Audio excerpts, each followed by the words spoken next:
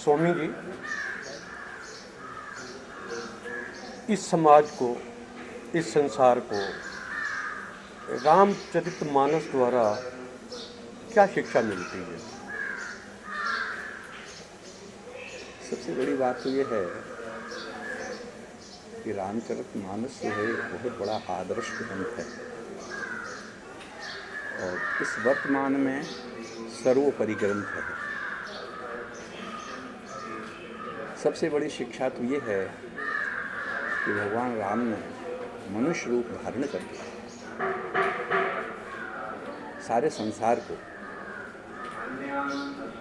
ये बताया प्रथम कि माता पिता की भक्ति क्या है, माता पिता की सेवा कैसे करनी चाहिए, माता पिता की आज्ञा का पालन किस रूप में होना चाहिए, पति पत्नी का धर्म क्या है, मित्र का धर्म, जैसे हम मित्रता करते हैं तो मित्र मित्रता से किस प्रकार से संबंध रहना चाहिए, सखाओं का संबंध क्या है, बाल अवस्था में बालकों के साथ किस रूप से हमको अपने जीवन में निर्वाह करना चाहिए।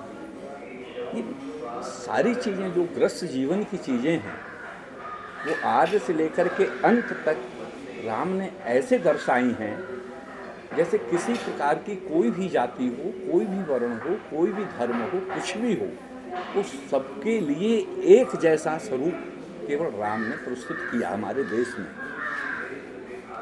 ऐसा अवतार कोई हुआ नहीं और शायद अब भविष्य में आगे कोई होगा भी नहीं, जो कि राम ने अवतार लेकर के अपने जीवन में मनुष्य जीवन के लिए इतनी बड़ी शिक्षा प्रदान करी।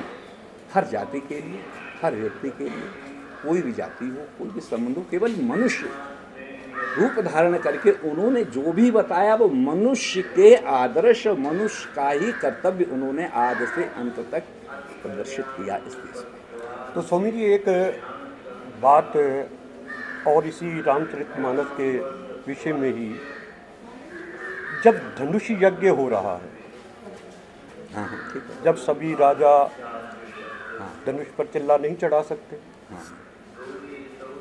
और राजा जनक निराश है, उस वक्त उनकी क्या परिस्थिति थी, क्या स्थिति हो रही थी?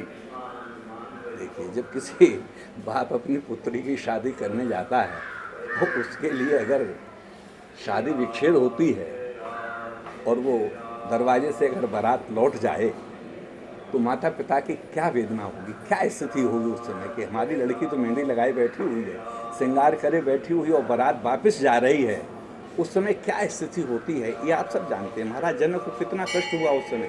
कह क्या रहे हैं महाराज जनक रामचरितमानस अपनी शब्दावली में कि कुंवरे मनोहर विजय बड़े, कीरत अति कमनीय, पावन हार ब्रंच सम, रचान धन दमनीय। इस कीर्ति को प्राप्त करने वाला, इस सुंदर कन्या को प्राप्त करने वाला, जिस मेरी कन्या ने बाएं हाथ से धनुष उठा करके दाएं हाथ से चौका लगा दिया, उसको तोड़ने वाला, सारे विश्व के राजा यहाँ पर उपस्थित हैं, लेकिन रचान धन दमनीय, भगवान विधाता ने कन्या को तो जन्म दिया, इतनी सुंदर सर्वोपरि जो कि विश्व सुंदरी है, लेकिन इसके तोड़ने वाले का क्या मैंने प्रतिज्ञा कर डाली, कितनी गलती करी। महाराज पछता रहे हैं, रो रहे हैं, पहवल हो रहे हैं कि मैंने कितनी भारी भूल करी, इतनी बड़ी प्रतिज्ञा कर। कुंवर मनोहर विजय कीरत अति कमनीय, पावन हार ब्रंच सन, रचान धम दमनीय, रहो चढ़ाव तोरब भाई, तिल भर भूमि न सकेउ छोड़ाई। अगर कोई तिल भर भी इस धनुष को हिला देता तो भी मैं अपनी पुत्री को शादी, लेकिन अब क्या करें, खत्म हो गया। तो महाराज घबरा के कहते हैं, तजो आस निज निज गृह जाऊ, और लिखान दे दे दे दे ही विवाह।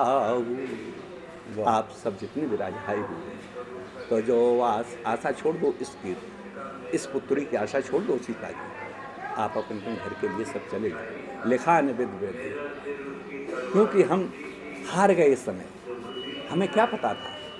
हे राजा, दीप दीप के भूपत नाना, आए सुन मम जो प्रण ठाना। हे दीप दीप के हर जगह के जो राजा आए हुए हैं, जो मैंने प्रतिज्ञा करी थी उसके लिए, लेकिन अब वो मेरी प्रतिज्ञा समाप्त हो गई। इसीलिए राधेश्याम जी लिखते हैं, पंडित राधेश्याम जी, कि दीप दीप के राजा गण, हम किसे कहें बलशाली है, हमको तो ये ये मालूम विश्वास हुआ पृथ्वी वीरों से पृथ्वी खाली। वीरों से खाली।